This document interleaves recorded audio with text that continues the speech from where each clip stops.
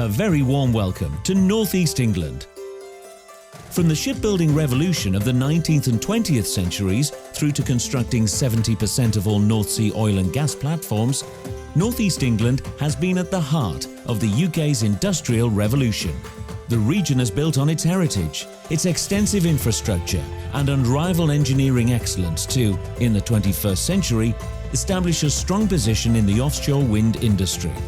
It has proven itself to be a forward-thinking, progressive and innovative region now positioned as a key offshore wind hub in the UK. Let's hear from some of the companies and organisations that are part of the supply chain cluster, spearheading the region's central role in offshore wind. This region is going through amazing growth. Teesside, Tyneside, the whole area. You can see the huge structures that offshore wind is starting to build now. Foundations being done on Tyne, transition pieces and other components being done on the Tees, JDR and Hartlepool. So there are a lot of great success stories. The falling cost of energy from offshore wind in particular will result in billions of pounds of investment in the North Sea, which we look to take advantage of. We have 5 regional ports which are quite significant in size. Port of Blyth, Port of Tyne and Port of Sunderland in the North East Lep area, and they are critical in terms of the market access that they provide. We have great river access, we have fantastic ports right across the North East, as well as our well understood and known supply chain. This region is becoming really important in the supply chain for offshore wind, and it's an area that's going to continue to grow going forward. The North East of England is very important for energy. It is ideally placed for a pipeline of projects. It's also fortunate in that it's an established cluster with a lot of companies already operating in the offshore wind sector established here. Abel-Seaton Port will be the installation base, this time for the turbine package of Triton Knoll Wind Farm, which is Energy's 860 megawatt project. And then who knows what's to come in the future with the great opportunities surrounding all of Dogger Bank, including Energy's Sophia development. Delivering 90-metre blades or 300-tonne nacelles is very difficult and complex if you're using road infrastructure. So we have a great relationship with the Port of Blyth and we're very dependent upon them.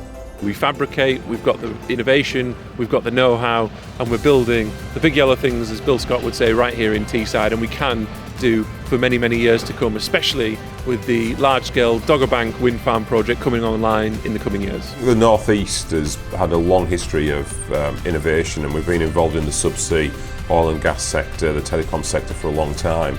And obviously the skills and technologies that we have and the capabilities we have here in the North East have been well honed in those sectors and are very, very applicable to the offshore wind sector. So I think it's a great place to do business within the offshore wind sector. The Tees Valley is going to be becoming the centre of offshore wind industry going forward. We're in negotiations with government on our local industrial strategy, and energy plays a key part of that, specifically the offshore wind industry. The North East region is a great region to invest in because of the wealth of engineering that goes on here.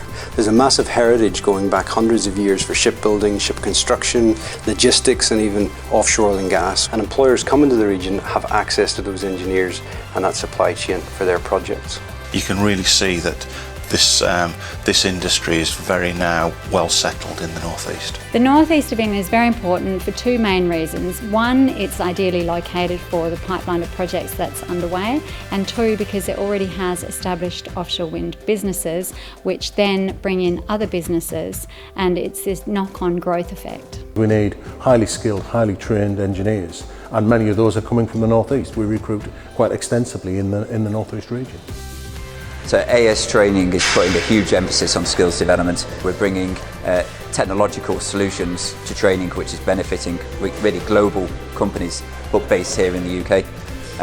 Add to that, we're the 4th largest wind training provider in the world.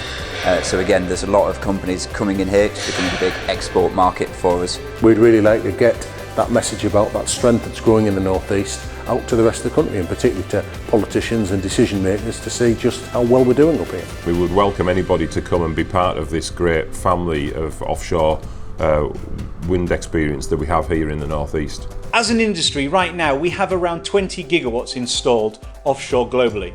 But with the near 100 gigawatts expected to come online globally within the next 10 years, that's a 5-fold increase. We've got the passion as an area for this industry. We've got people like myself the combined authority, local authorities and central government fully behind the offshore wind industry in the northeast, in the Tees Valley, and it's the place to be in this industry for years and decades to come. The offshore wind industry has a massive potential for the region's GDP.